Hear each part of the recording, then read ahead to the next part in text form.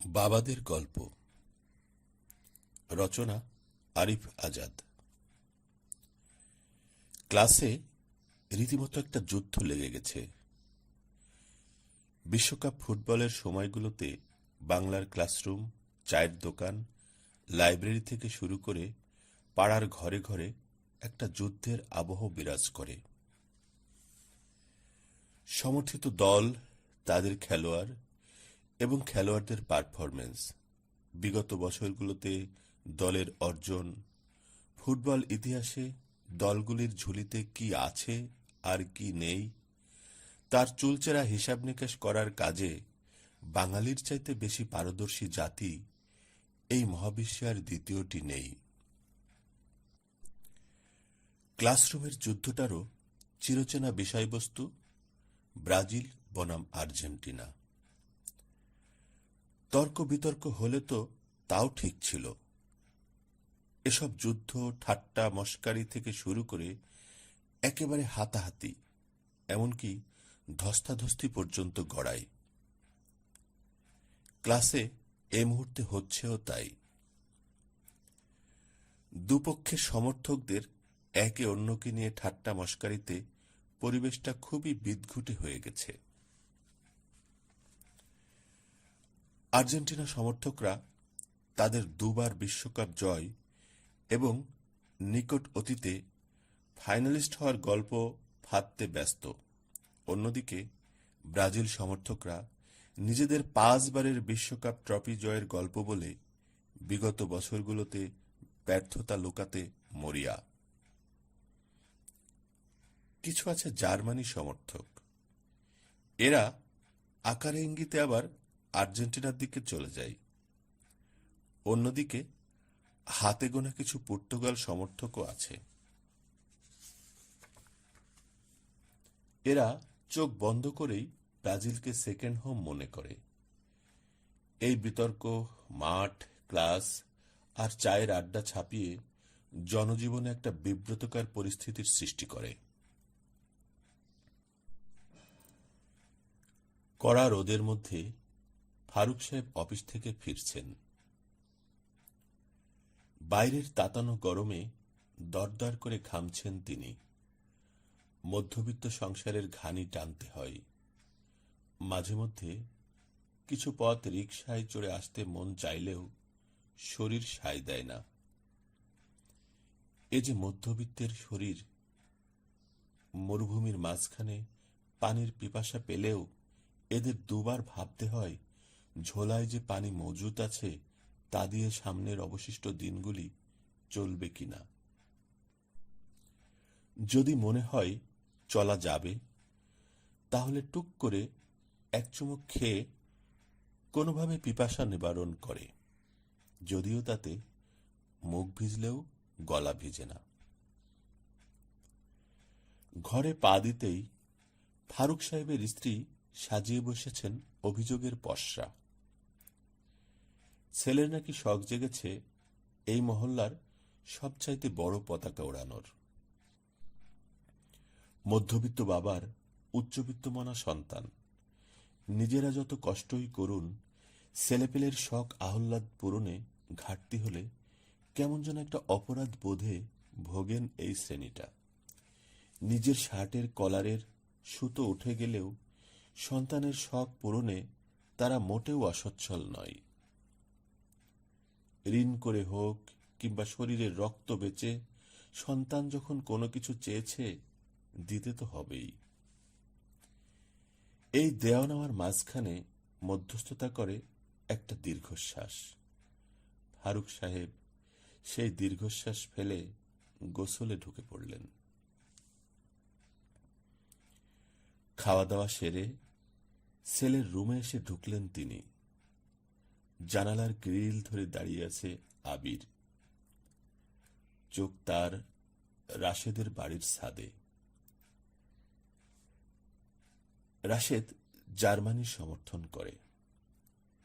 একটা বিশাল সাইজের জার্মানির পতাকা সারাদিন পথপথ করে ওড়ে ওদের ছাদটায়। পতাকা নিয়ে রাশেদের সে কি বড়াই! ক্লাসে তর্ক বিতর্কের মধ্যে একদিন ঐনুদ্দিনের সাথে বাজি ধরে ফেলে সে, কে কার চাইতে বড় পতাকা উড়াতে পারে।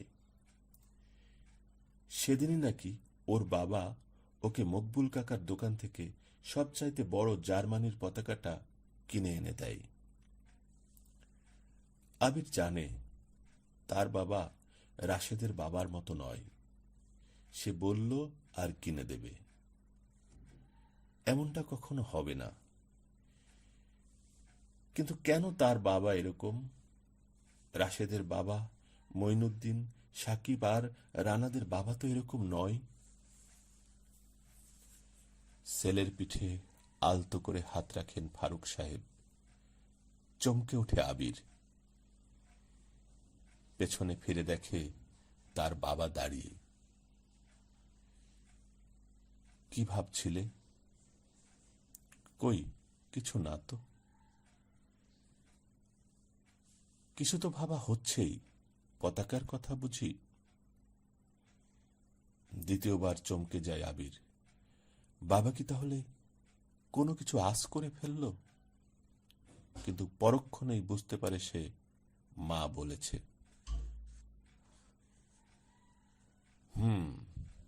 কোন পতাকাটা চাই তোমার? খুশিতে উৎফুল্ল হয়ে ওঠে আবিরের মন। এত সহজে বাবা পতাকা কিনে দিতে রাজি হবে তা তো স্বপ্নেও ভাবা যায় না। কি আবোল তাবোল এতক্ষণ ভাবছিল সে বাবাকে নিয়ে, তা মনে পড়তে নিজেকে ধিক্কার দিতে মন চাইল। আমার আর্জেন্টিনার সবচাইতে বড় পতাকাটা চাই বাবা। বেশ, কোথায় পাওয়া যাবে এটা? মকবুল কাকার দোকানে। মকবুলের দোকান? ওটা তো মুদির দোকান, ওই দোকানে পতাকা বিক্রি হয়? মকবুল কাকা এখন পতাকাও বেচে বাবা। ওই দেখো, রাশেদের ছাদে কত বড় একটা বিশাল পতাকা উঠছে, ওটা তো মকবুল কাকার দোকান থেকেই কেনা। ফারুক সাহেব জানলার বাইরে দৃষ্টি ফেলে রাশেদের ছাদে উঠতে থাকা পতাকাটার দিকে তাকিয়ে বলেন, তাই তো দেখছি, কিন্তু ওখানে যে পতাকা পাওয়া যায় তা আমি জানতাম না। পিতা আর পুত্র উভয়ের দৃষ্টি ওই বিশাল সাইজের জার্মান পতাকার দিকে। রং বেরঙের ওই পতাকার দিকে চোখ ফেলে আবির আঁকছে এমন একটা পতাকা ওড়ানোর স্বপ্ন। আর ফারুক সাহেব কষছেন অনাগত মাসের খরচের খসড়া। তাকে পরের মাসও নতুন করে ধার দেনা করতে হবে, কার কাছে হাত পাতা যাবে, সেই চিন্তায় তার মন এখন খুবই বিষণ্ণ। বাবা মৃদুস্বরে ডাক দেয়, আবির। বলো বাবা।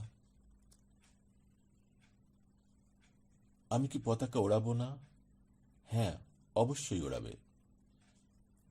তাই? থ্যাংক ইউ বাবা। গুনে গুনে ২,০০০ টাকা ফারুক সাহেব আবিরের হাতে দেয়।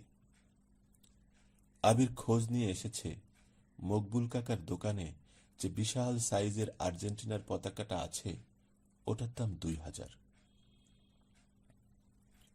পতাকাটা এখনো পর্যন্ত কেউ কেনার সাহস করতে পারেনি।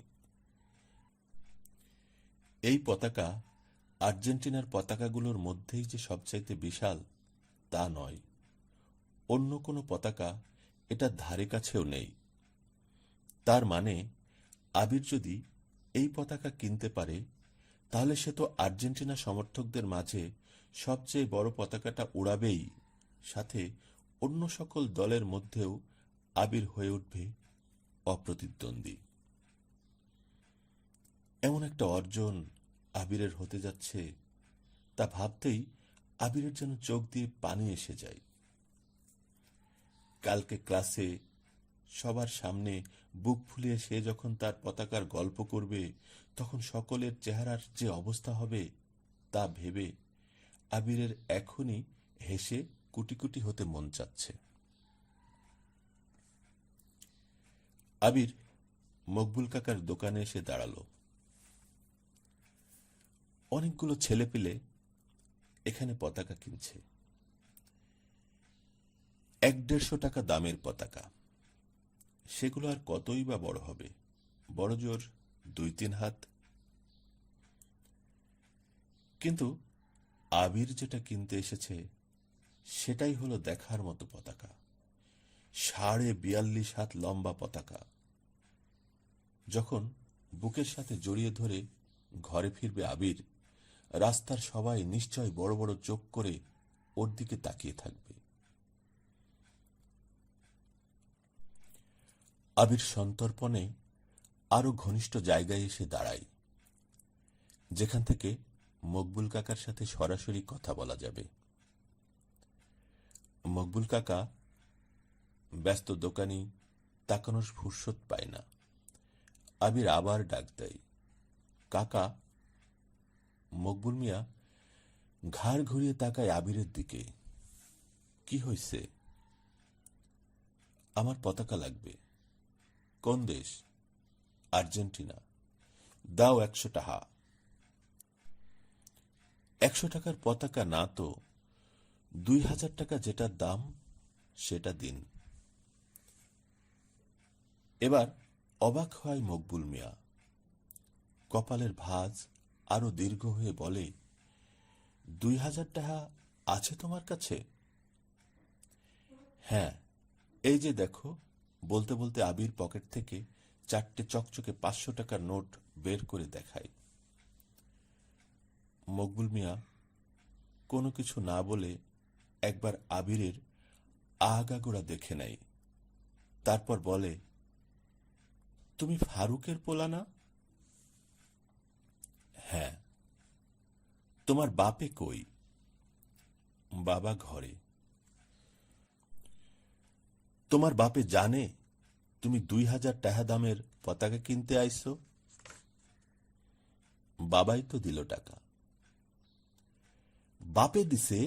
তোমার বাপা যে আমার দোকান থেকে বাকিতে জিনিসপাতি নিয়ে যায়, সেই টাকা দেহনের খবর নাই, পোলারে 2000 টাকা দিয়ে পতাকা কিনতে পাঠায়। কথাগুলো শুনে আবির মাথা নিচু করে ফেলে।